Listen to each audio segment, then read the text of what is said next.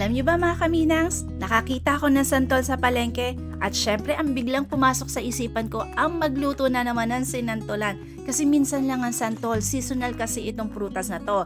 At ito rin ay pwedeng igulay. Isa talaga to sa mga paborito kong niluluto at kinakain dahil napakasarap naman talagang tunay. Mga kaminangs, madali lang lutuin tong sinantolan at marami ding version ng pagluluto nito. Pero tuturuan ko kayo kung paano ko niluto ang aking sinantolan. Tara!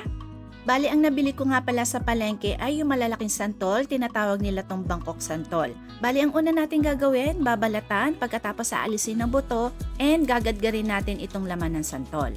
Bali, ang ginagawa ko pagkatapos nating gadgarin yan, lalagyan ko ng asin at lalamasin ko yan para mabawasan yung asim at tagta ng santol. Pagkatapos, pipigain ko yan gamit ang tela. Pero kung wala naman kayong tela, pwede naman pigain ng kamay.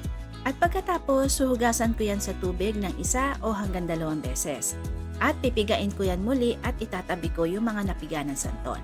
At after natin dyan, mag-umpisa na tayo magluto. At para mas masarap ang ating sinantolan, kailangan natin maglagay ng baboy na marami-rami yung taba. Nilagyan ko na nga pala yan ng panimplang asin para naman meron lasa yung ating baboy. Lulutuin lang natin ito hanggang sa mag-brown at lumabas yung sarili niyang mantika. Pagkatapos, igilid muna natin yung mga baboy sa tabi ng kawali at magigisa na tayo ng bawang at sibuyas. Siya nga pala, baka hindi ka pa nakasubscribe sa ating channel. I-click mo na yung ating subscribe button para nakafollow ka at para ma-notify ka na rin kapag meron tayong mga bagong uploads. Sunod ko na nga palang inilagay yung alamang dyan at gigisahin natin yan ng maigi bago natin ihalo yung mga pinirito nating baboy.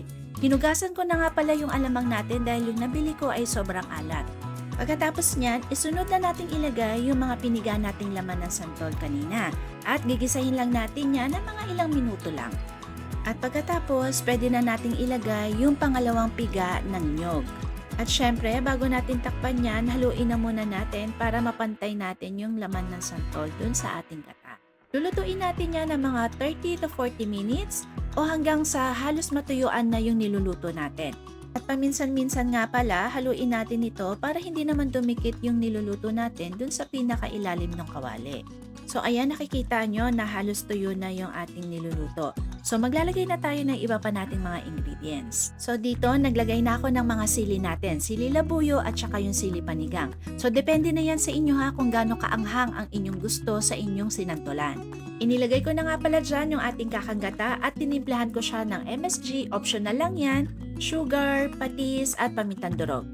Pagkatapos ay haluin lang natin ng haluin yan hanggang sa ito ay kumulo at inilagay ko nga pala yung ating apoy sa medium-low flame. Ito nga pala ay lulutuin natin ng mga 20 to 30 minutes or hanggang sa makita ninyo na nagmamantika na yung ating sinantolan. At syempre, kapag nakita nyo na maluluto na yan, pwede nyo na yan tikman at mag-adjust na kayo sa mga pampalasa. Idagdag ninyo kung ano pa yung mga gusto ninyo mga pampalasa o kung may mga kulang pa. At ayan na nga, nakikita nyo ba yan? Nagmamantika na yung ating sinantolan. Ay, nako, nakakatakam naman talaga. Kaya tara, i-partner na natin to sa mainit na kanila sinaing ko. Sigurado, sira na naman ang diet ko.